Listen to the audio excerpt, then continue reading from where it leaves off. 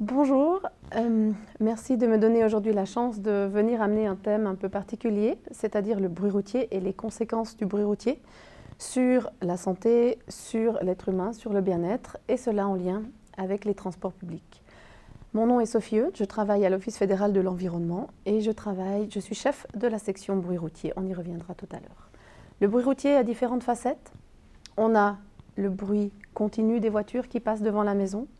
On a le bruit des pics de certains véhicules qui parfois sont un peu trop bruyants. On a le bruit de certains gros véhicules comme des camions. Et on y reviendra, il y a le bruit des transports publics. Le bruit routier, en Suisse, c'est comme vous pouvez le voir sur l'image, beaucoup de personnes qui sont impactées. En Suisse, actuellement, les sources principales de bruit sont issues du trafic. On a le trafic ferroviaire, on a le trafic aérien et on a le trafic routier. Le trafic routier est de loin la plus grande source de nuisances sonores en Suisse.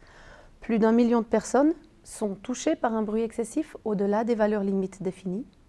Cela fait 1 personne sur 7, principalement en ville et en milieu urbain.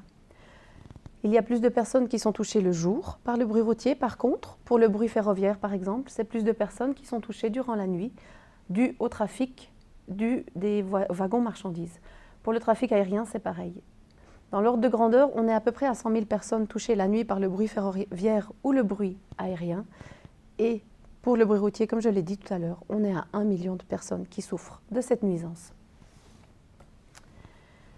Le bruit, pourquoi on en parle? C'est un sujet relativement actuel maintenant. Le bruit représente une nuisance pour l'être humain, c'est-à-dire que l'être humain va toujours entendre le bruit, il ne peut pas fermer son oreille, et puis ça aura un impact sur sa santé, c'est-à-dire qu'il va avoir des hormones de stress qui seront déclenchées par ce bruit qui est reçu par son oreille, car son corps doit décider si c'est un bruit qui représente un danger, est-ce qu'il faut fuir, est-ce qu'il faut se sauver rapidement, ou est-ce que je peux rester là où je suis. Donc, ces hormones de stress auront un impact sur la santé, vont déclencher une cascade d'hormones de stress et amener en fait à des effets sur la santé qui peuvent être plus ou moins graves. Par exemple, on peut arriver jusqu'à un infarctus. Cela impacte aussi la qualité de vie parce que là où l'on vit, s'il y a du bruit alentour, par exemple du bruit routier, un bruit continu ou des pics de bruit, on aura une qualité de vie dans notre habitation qui sera réduite. Et donc la valeur de notre bien immobilier peut aussi diminuer.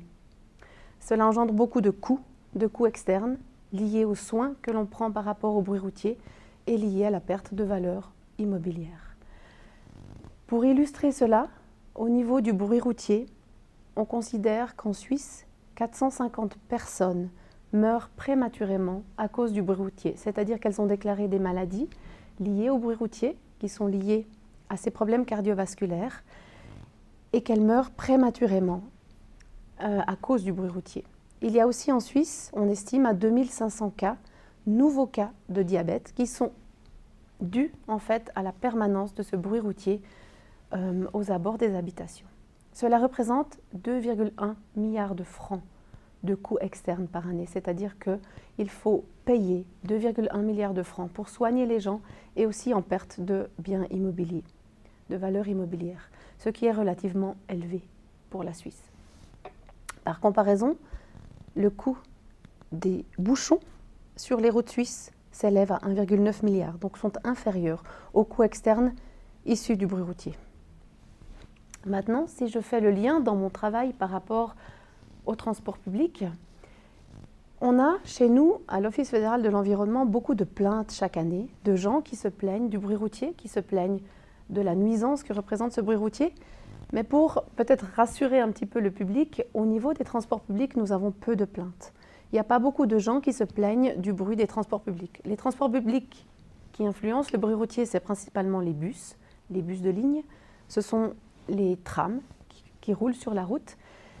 Mais les gens, en fait, je ne sais pas si c'est une histoire de bonne conscience, c'est-à-dire qu'un bus rempli de 50 personnes fera toujours moins de bruit que 50 voitures remplies d'une seule personne. Donc en fait, il y a aussi une acceptance du transport public comme moyen de transport commun qui va aussi de manière générale réduire le bruit. Mais le transport public va évidemment générer du bruit par le moteur des bus, prenons les bus en particulier. Les bus ont un moteur relativement fort qui va faire du bruit. Ils ont des pneus relativement larges qui vont faire du bruit en roulant sur la route. Et donc, c'est une nuisance qui s'ajoute au bruit général du trafic routier. L'évolution qu'on peut observer maintenant dans les transports publics vers des transports publics plus électrifiés, comme les bus électriques, est tout à fait souhaitable pour lutter contre le bruit routier. C'est-à-dire que si on enlève le bruit du moteur, qui chez un bus ou un camion est dominant jusque vers 40-50 km/h, en ville, avec des bus électriques, on aura beaucoup moins de bruit du moteur, ce qui est très très intéressant. Les points auxquels je voulais rendre attentifs les gens avec ma présentation d'aujourd'hui, c'était aussi de montrer qu'il y a quelques petites adaptations qui seraient peut-être nécessaires pour être sûr qu'aucune gêne supplémentaire ne s'ajoute avec le gain que l'on peut faire par exemple avec des véhicules électriques. C'est-à-dire que si un bus électrique va sur sa station de recharge, il peut y avoir par exemple des bruits issus de cette recharge.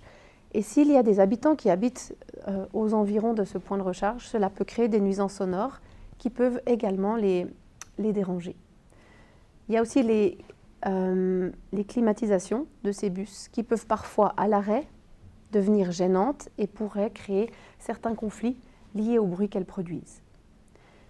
Peut-être le point le plus important sur lequel nous avons aussi beaucoup de remarques de la part des gens, donc on n'a pas beaucoup de plaintes sur les transports publics, mais parmi ces plaintes que l'on entend, il y a l'histoire des revêtements et du changement du revêtement de la route au niveau de l'arrêt de bus.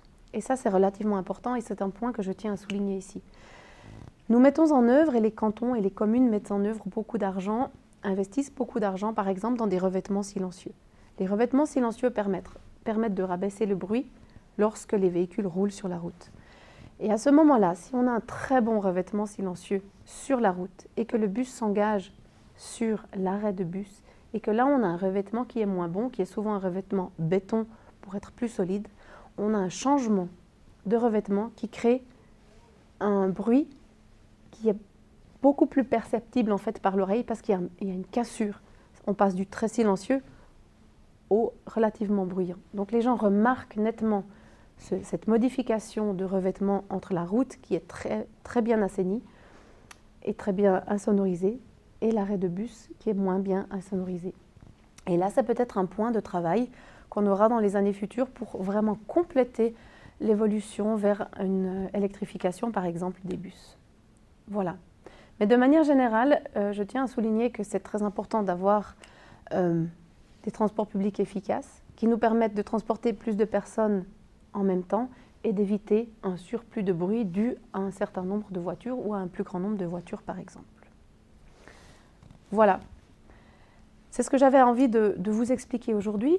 Un dernier point, c'est vous expliquer qui je suis. Donc, je vous ai dit que je dirigeais la section bruit routier à l'Office fédéral de l'environnement. J'y suis depuis 2012. Je vous ai mis sur la présentation quelques liens où vous pouvez trouver plusieurs informations sur ce qu'on fait, comment on le fait, comment on soutient les cantons dans la lutte contre le bruit routier et comment on essaye de promouvoir notre stratégie pour protéger le plus grand nombre de personnes de cette nuisance qui, in fine, affecte la santé des gens. Merci pour votre attention et merci de m'avoir donné la chance de présenter le thème aujourd'hui.